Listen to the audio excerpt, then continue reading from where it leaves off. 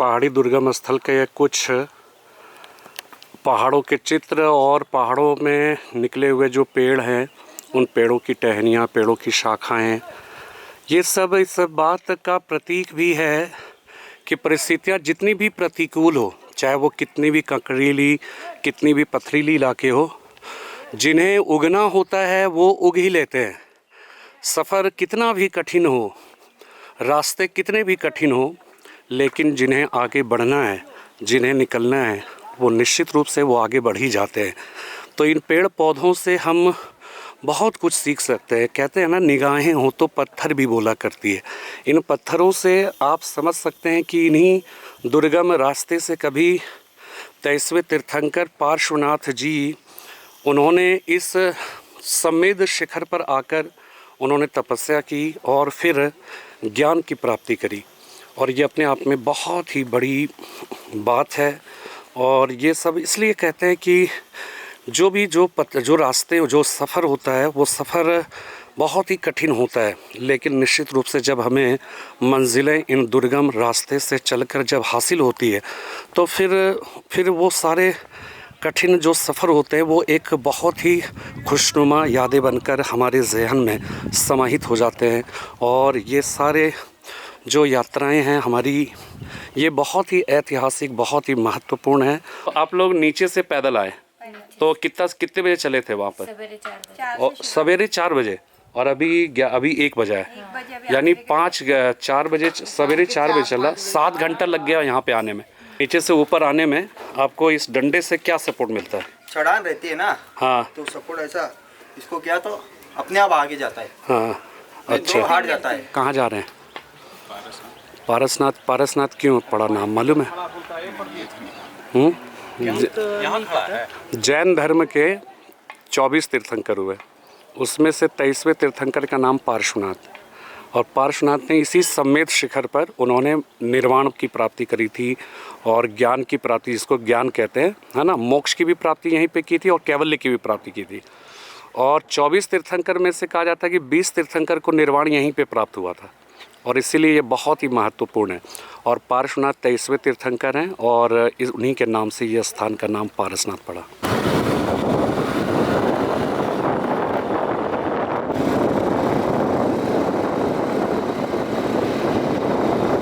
उतरते वक्त ये रास्ता और भी खतरनाक हो जाता है, इतना ढलाव है और इतना एक्सपर्ट ड्राइवर है, इस वजह से ये बहुत सरल हो जाता है, लेकिन है बहुत कठिन रास्ता। अरे बाबा, और उबड़ खाबड़, आप देखिए कितना ढलान है, कितना खतरनाक रास्ता है। इसलिए इस पे जो भी आए बहुत सोच समझ कर आए। हालांकि खतरा तो है, लेकिन कभी भी ऐसी कोई दुर्घटना घटित नहीं हुई है। अरे बाबा रे,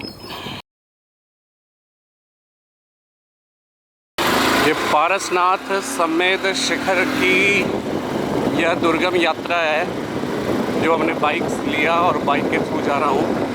और ये वो स्थान है जहाँ पर ये कहा जाता है कि जैन धर्म के 24 तीर्थंकरों में 20 तीर्थंकरों ने यहाँ से पे मोक्ष प्राप्त किया, निर्वाण प्राप्त किया। और विशेषकर पारसनाथ 23वें तीर्थंकर पार्श्वनाथ के मोक्ष प्राप्ति स्थल के रूप में प्रसिद्ध है। और पार्श्वनाथ वास्तव में जैन धर्म के प्रथम ऐतिहासिक तीर्थंकर, यानी कि वो थे तो 23वें तीर्थंकर, लेकिन वहाँ से तीर्थंकरों का इतिहास प्रामाणिक रूप से मिलना प्रारंभ हो जाता है।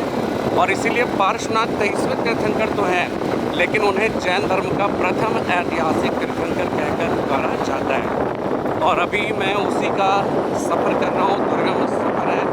और यहाँ पर इसकी यात्रा करने का 3 तरीका है। एक तरीका है कि पैदल मार्च करिए, 9 किलोमीटर ऊपर चढ़ना होता है और 9 किलोमीटर और ऊपर, और टोटल 27 किलोमीटर का ये सफ़र है। और यहाँ पर एक दूसरा तरीका है कि आप या तो पैदल चलिए, और दूसरा तरीका है कि यहाँ पे बाइक मिलती है। और बाइक वाले इतने एक्सपर्ट होते हैं कि इतने दुर्गम जो सफ़र होता है वो बहुत ही सरलता से, बहुत ही अनुभव के साथ और कुशलता के साथ वो ऊपर ले जाते हैं। और तीसरा तरीका है कि यहाँ पर वो जो है उसको क्या बोलते हैं भाई साहब, डोली सुविधा रहती है। और उस डोली सुविधा के मतलब जो है वो 4 लोग उससे खींच के ले जाते हैं और बहुत ही कठिन, बहुत मेहनत वाला काम है वो। और उसमें निश्चित रूप से जो है बहुत ही कठिन यात्रा है इसका। और शायद इतने दुर्गम स्थल पर जाके मोक्ष को प्राप्त करना ये दिखाता है कि कहीं ना कहीं वास्तव में ये जो है, जो भी जैनी तीर्थंकर थे उनका ये मानना था कि जब हम बहुत ही कठिनता से कोई लक्ष्य हासिल करते हैं तभी उस लक्ष्य का महत्व हमें समझ में आता है। और जैन धर्म वास्तव में एक सीवियर प्रैक्टिसेस जिसको कहते हैं वो उस पर बल देते थे। तो मैं अभी और आगे जो है आपको इसके बारे में बताऊंगा। अभी यहाँ पे कुछ थोड़ा सा जो है विश्राम कर रहा हूँ मैं। और ये देखिए कितना दुर्गम सफ़र है। और उस ज़माने में सोचिए, उस समय सड़क वगैरह भी नहीं बनी थी और कैसे पार्श्वनाथ जो तीर्थंकर जी थे उन्होंने कैसे इतनी मुश्किलों से ऊपर चढ़कर उन्होंने तपस्या की और फिर उन्होंने निर्वाण प्राप्त किया। ये जंगल वाला रास्ता है, बगल से रास्ता जाती है वो सड़क वाली थी, लेकिन हमारे जो गाइड साहब हैं और जो बाइक चला रहे हैं, आपका नाम क्या है? पिंटू।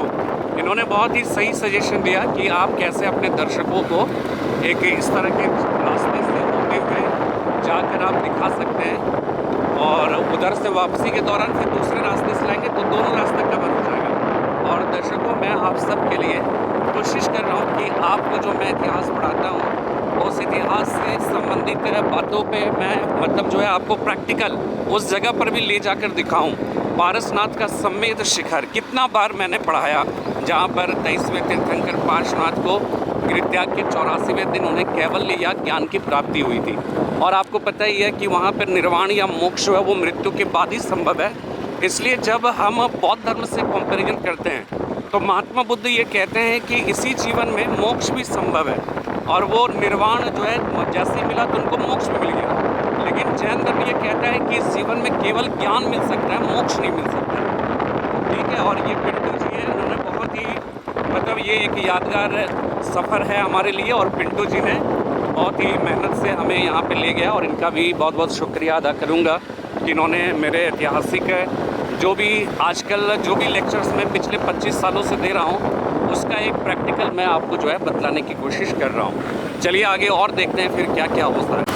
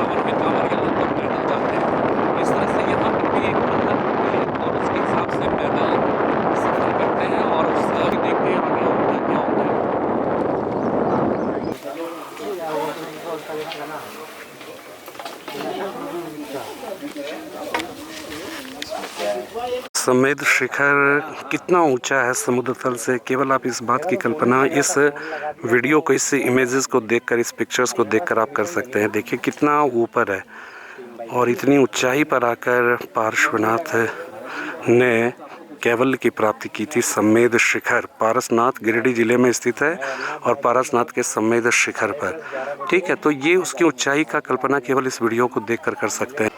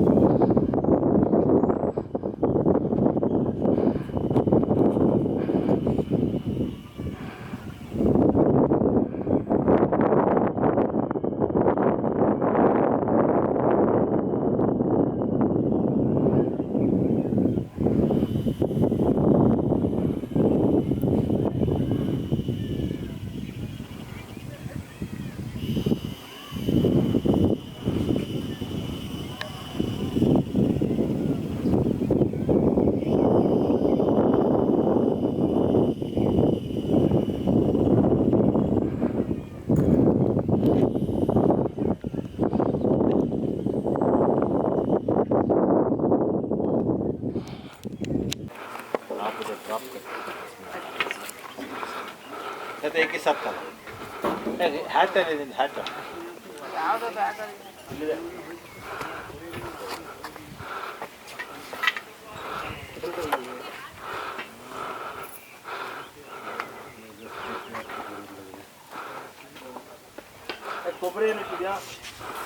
ನೀ ಬೆಟ್ಟಿರೋದು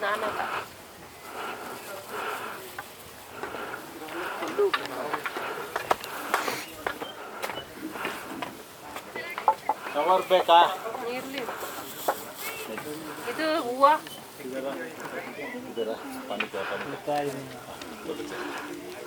के अंदर शपथ ग्रहण या मोक्ष ग्रहण किया था, उसका जो है आप देखिए उस गुफा का मैं दर्शन करा रहा हूँ।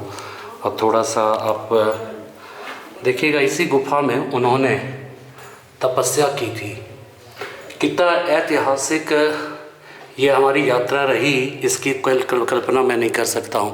देखिए इसी गुफा में उन्होंने मोक्ष ग्रहण किया था, उन्होंने कैवल्य ग्रहण किया था।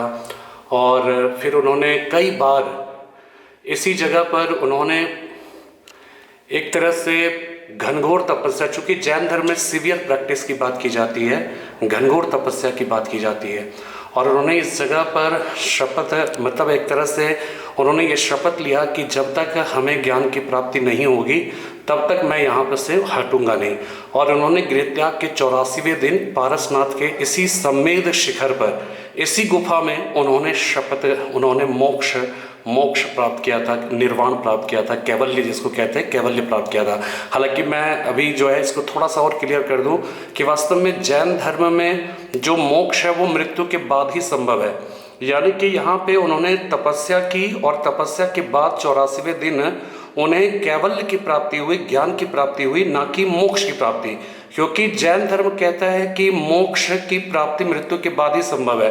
इस जीवन में केवल और केवल हम अपने आप को मोक्ष की प्राप्ति के योग्य बना सकते हैं, ना कि मोक्ष प्राप्त कर सकते हैं।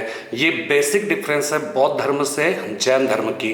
और बौद्ध धर्म कहता है कि इसी जीवन में इसी जीवन में मोक्ष संभव है, इसी जीवन में ज्ञान संभव है, ठीक है, निर्वाण इसी जीवन में संभव है। लेकिन जैन धर्म कहता है कि निर्वाण या मोक्ष मृत्यु के बाद ही संभव है। और इस शरीर के रहते हुए केवल अपने आप को हम मोक्ष की प्राप्ति के योग्य बना सकते हैं।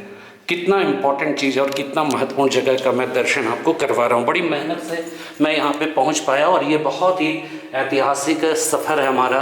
और इस डोली भी जो है ऊपर चढ़ने के लिए लोग लेकर आते हैं। जो बुजुर्ग लोग होते हैं, जो लोग सीढ़ियाँ नहीं चढ़ सकते हैं, उसमें ऐसे लोग डोली के थ्रू जो है वो क्या है कि ऊपर आ सकते हैं। और ये निश्चित रूप से इस डोली का जो भी वाहन करते होंगे, जो भी इसे लेकर ऊपर से नीचे आते हैं, वो काफ़ी मेहनत करते हैं। और ये बहुत कठिन सफ़र होता है। नीचे से ऊपर बैठ जाना तो सरल है, बट उसको ऊपर लाना निश्चित रूप से बहुत ही कठिन है। और जो लोग करते हैं वो निश्चित रूप से बहुत ही, जिसको कहते हैं ना हड्डी तोड़ मेहनत करना, वो मेहनत करते हैं इसको लाने के लिए। नीचे से ऊपर आने में आपको इस डंडे से क्या सपोर्ट मिलता है? चढ़ान रहती है ना, हाँ, तो सपोर्ट ऐसा इसको किया तो अपने आप आगे जाता है। हाँ, अच्छा, तो हार्ड जाता है। अच्छा। और ग्रेविटी जो उसका गुरुत्वाकर्षण जो बिंदु है उस पर भी कुछ, हाँ, हाँ, ये ऐसा किया है ना तो अपने आप आदमी आगे जाता है। और इससे थकान कम लगती है। कम लगती है। अच्छा, चढ़ने आप लोग में कहाँ आसानी से आए हैं? आप लोग औरंगाबाद महाराष्ट्र। तो आप लोग जैनी हैं? हाँ, तो जैन मत में कौन सा, दिगंबर या श्वेतांबर? दिगंबर। तो दिगंबर जैनी लोग और श्वेतांबर दोनों में क्या बेसिक अंतर है? कुछ ज़्यादा नहीं, कुछ फिर भी तो कुछ अंतर होगा। आप दिगंबर, पूजन का अंतर है सिर्फ। पूजन का अंतर, वस्त्र धारण तो दिगंबर लोग नहीं करते हैं, हाँ, तो आप लोग जैसे करते हैं, तो इसमें भी कुछ कैटेगराइजेशन है क्या नहीं, कि ऐसा है? कुछ लोग ऐसे होते हैं जो गृहस्थ जीवन में रहकर जो जैन धर्म का अनुपालन करते हैं वो वस्त्र धारण कर सकते हैं। वो ब्रह्मचारी बोलते हैं। अच्छा। और जो दिगंबर होते हैं जो कम्प्लीटली जो सेक्रीफाइस कर देते हैं अपने आप को पूरे तौर पर, है ना, गृहस्थ जीवन का भी परित्याग कर देते हैं, वे लोग जो है। अच्छा, चलिए, बहुत बहुत धन्यवाद आपको। बहन जी, मैं आपसे ये जानना चाहता हूँ कि आप कहाँ से आई हैं? औरंगाबाद महाराष्ट्र से। तो इतना दूर से यहाँ पर इस स्थान का क्या महत्व है आपके जीवन में?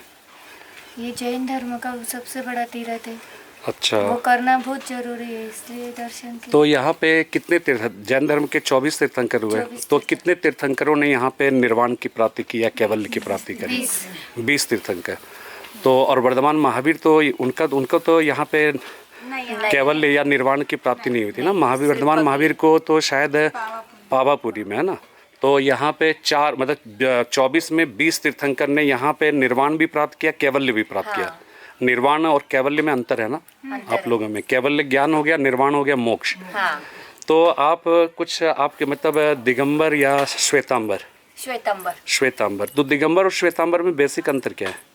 दिगंबर में क्या है, वो नंगा गुरु भी है, दिगंबर रहते हैं, मुनि महाराज रहते हैं जो दिगंबर रहते हैं। हाँ, जो मतलब वस्त्र धारण नहीं करते। हाँ, ठीक है। श्वेतांबर में कपड़े पहनते हैं, थोड़ा सा रागी रहते हैं, और जो बैरागी रहते हैं दिगंबर। अच्छा। और बहुत सारे दिगंबर जैनी उपासक भी है लेकिन वस्त्र धारण करते हैं। वो तो अलग जो इसका मतलब ये है कि दिगंबर जैनी भी 2 कैटेगरी में बांट सकते हैं, एक जो वस्त्र के बिना रहते हैं और जो वस्त्र के साथ रहते हैं। उनको अलग कैटेगरी नहीं होती। जो एक लंगोट पहनते हैं उनको अलग बोलते हैं, जो एक लंगोट के साथ एक दुपट्टा लिए रहते हैं उनको क्षुल्लक बोलते हैं। अच्छा। उनको वो क्या बैठ के हाल लेते हैं, और जो नंगने दिगंबर रहते हैं वो खड़े होकर आ लेते हैं।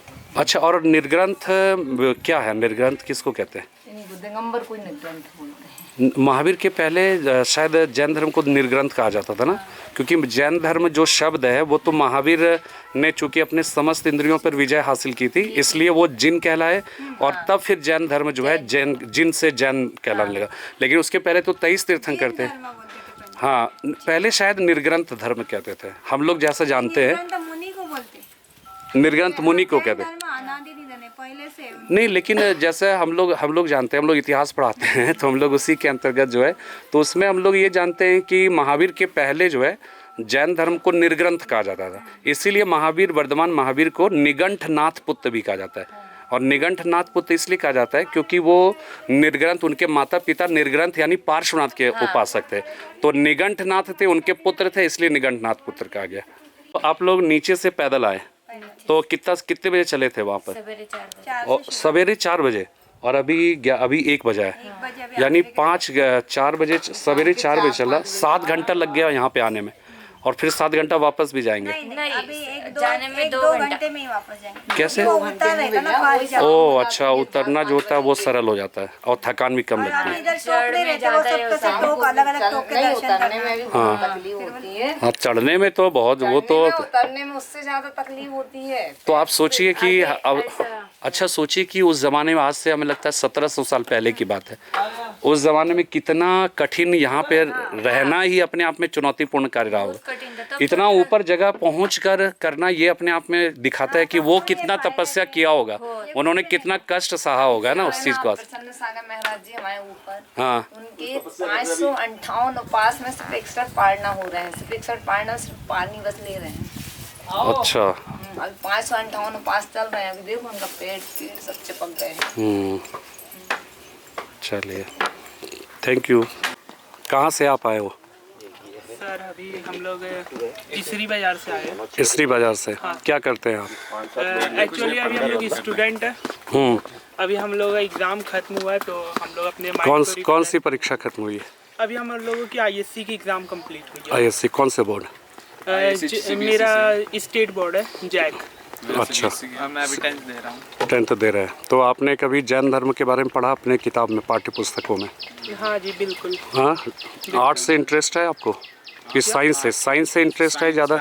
साइंस से। तो आपने इतिहास तो पढ़ा नहीं होगा बहुत गंभीरतापूर्वक? नहीं। तो जैन धर्म के बारे में आपको मालूम है आप कहाँ जा रहे हैं? पारसनाथ क्यों पढ़ा, नाम मालूम है?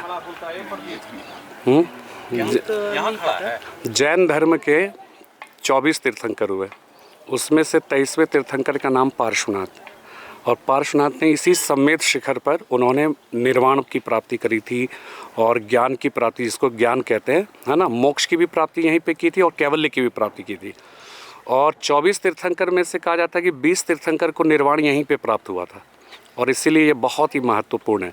और पार्श्वनाथ 23वें तीर्थंकर हैं, और उन्हीं के नाम से ये स्थान का नाम पारसनाथ पड़ा, है ना। इम्पोर्टेंट जानकारी, ये सब जानना चाहिए ना। तो जब भी आप सफ़र में निकलते हो ना, थोड़ी सी जानकारी अगर प्राप्त कर लो तो सफ़र और भी आनंददायक हो जाता है, मज़ेदार हो जाता है ना। तो फिर आगे भविष्य में क्या करना चाहते हैं आप लोग? इंजीनियरिंग। अच्छा, आप डॉक्टर। अच्छा, नीट की तैयारी करेंगे। बहुत बहुत धन्यवाद आपको, all the best, thank you so much. देखिए इस पहाड़ी दुर्गम स्थल के कुछ पहाड़ों के चित्र और पहाड़ों में निकले हुए जो पेड़ हैं उन पेड़ों की टहनियाँ, पेड़ों की शाखाएं, ये सब इस बात का प्रतीक भी है कि परिस्थितियाँ जितनी भी प्रतिकूल हो, चाहे वो कितनी भी कंकरीली, कितनी भी पथरीली इलाके हो, जिन्हें उगना होता है वो उग ही लेते हैं। सफ़र कितना भी कठिन हो, रास्ते कितने भी कठिन हो, लेकिन जिन्हें आगे बढ़ना है, जिन्हें निकलना है, वो निश्चित रूप से वो आगे बढ़ ही जाते हैं। तो इन पेड़ पौधों से हम बहुत कुछ सीख सकते हैं। कहते हैं ना, निगाहें हो तो पत्थर भी बोला करती है। इन पत्थरों से आप समझ सकते हैं कि इन्हीं दुर्गम रास्ते से कभी 23वें तीर्थंकर पार्श्वनाथ जी, उन्होंने इस समेध शिखर पर आकर उन्होंने तपस्या की और फिर ज्ञान की प्राप्ति करी। और ये अपने आप में बहुत ही बड़ी बात है। और ये सब इसलिए कहते हैं कि जो रास्ते, जो सफ़र होता है, वो सफ़र बहुत ही कठिन होता है, लेकिन निश्चित रूप से जब हमें मंजिलें इन दुर्गम रास्ते से चलकर जब हासिल होती है, तो फिर वो सारे कठिन जो सफ़र होते हैं वो एक बहुत ही खुशनुमा यादें बनकर हमारे ज़हन में समाहित हो जाते हैं। और ये सारे जो यात्राएं हैं हमारी, ये बहुत ही ऐतिहासिक, बहुत ही महत्वपूर्ण है। और आप देखिए कितना दुर्गम, कितना सफ़र, कितना मुश्किलों से भरा हुआ है। और इतने 100 साल पहले, लगभग मैं कह सकता हूँ कि अगर ये 500 BC की बात करूँ मैं, तो ये दिखाता है कि आज से लगभग करीब 2700 साल पहले के इतिहास की बात है। और उस समय और भी कितना कठिन रहा होगा इस ऊंचाई तक पहुंचने में। और यहाँ पर पहुंचकर उन्होंने साधना की, तपस्या की, और फिर उन्होंने निर्वाण प्राप्त किया। और इसके बाद आज इतिहास के पन्नों में उनका नाम दर्ज है।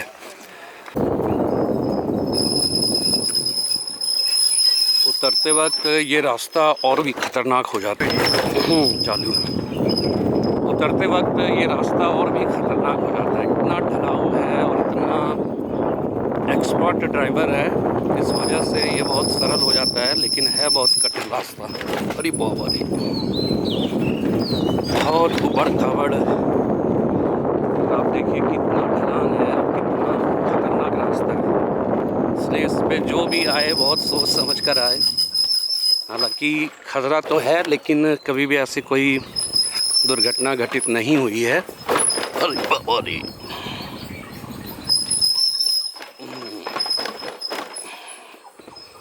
आपको देखिए कहाँ तक सीढ़ी वाला रास्ता है। हाँ, अरे बाबा रे।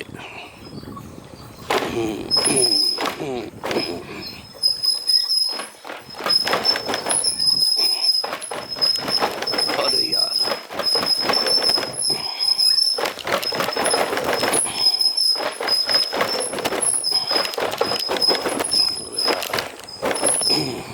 और भी है क्या? है ना, पूरा सीढ़ी है। थोड़ा सा है।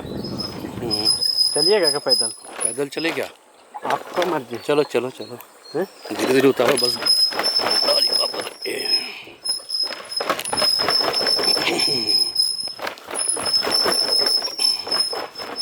अरे रुक जाओ यार, रुक जाओ। चलिए आइए, 2 मिनट। अच्छा ये पारसनाथ समेध शिखर का मार्केट है ये, और इसे मधुवन के नाम से जाना जाता है। और पारसनाथ रेलवे जंक्शन यहाँ से लगभग 25 किलोमीटर दूरी पे है, और वहीं पे हमें अपनी ट्रेन पकड़कर वापस इलाहाबाद आना है। तो Parasnath junction to Allahabad Nandan Kanan express से मैं जाऊँगा। आज रात को 11 बजे हमारी ट्रेन है, और तब तक मैं इसी मधुबन का चक्कर लगा रहा हूँ। और पारसनाथ समेध शिखर मैं देख चुका हूँ, और जिसके बारे में हमने वीडियो में बताया आपको। और ये निश्चित रूप से हमारे लिए बहुत ही ऐतिहासिक सफ़र रहा। बहुत बहुत धन्यवाद।